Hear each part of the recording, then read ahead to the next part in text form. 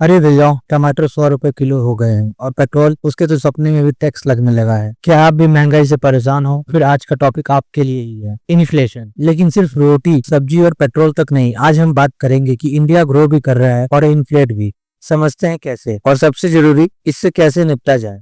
Part 1, inflation क्या है ये। सबसे पहले इन्फ्लेशन का मतलब होता है चीजों की कीमत बढ़ना। एक छोटे से एग्जाम्पल से इसको समझते हैं। अगर आपके पास 1,000 रुपए है और महंगाई 7% है, तो अगले साल उसकी वैल्यू 930 रुपए के बराबर रह जाएगी। मतलब आप गरीब नहीं हुए, लेकिन आपका पैसा कमजोर हो गया। पार्ट 2, इंडिया ग्रो कैसे कर रहा है। अब सुनो इंटरेस्टिंग पार्ट। आज इंडिया दुनिया की फास्टेस्ट ग्रोइंग इकोनॉमी है। Digital India, make in India, infrastructure project, PLI scheme, सरकार पैसा डाल रही है डेवलपमेंट में। रोड्स बन रहे हैं, स्टार्टअप्स ग्रो कर रहे हैं, UPI ने पेमेंट्स में रिवोल्यूशन ला दिया है। इस सबसे जॉब मिल रहे हैं, GDP बढ़ रही है और इंडिया रिच बन रहा है। तो फिर प्रॉब्लम क्या है। पार्ट 3, तो महंगाई क्यों बढ़ रही है। आपने सुना होगा जब मार्केट में पैसा ज्यादा होता है तो चीजें महंगी हो जाती हैं। गवर्नमेंट ने कोविड के बाद इकोनॉमी को बूस्ट देने के लिए पैसा मार्केट में पंप किया, लोन सस्ते हो गए, लोगों ने खर्च किया, डिमांड बढ़ी, लेकिन सप्लाई उतनी नहीं बढ़ पाई। रिजल्ट, प्राइसेस ऊपर चढ़ गए। Russia Ukraine war, oil prices, import export issues ने फायर में घी का काम किया। पार्ट 4, आम आदमी का असर। अगर आप स्टूडेंट हो तो कोचिंग, रेंट, ट्रांसपोर्ट सब महंगा हो गया। अगर आप जॉब वाले हो, सैलरी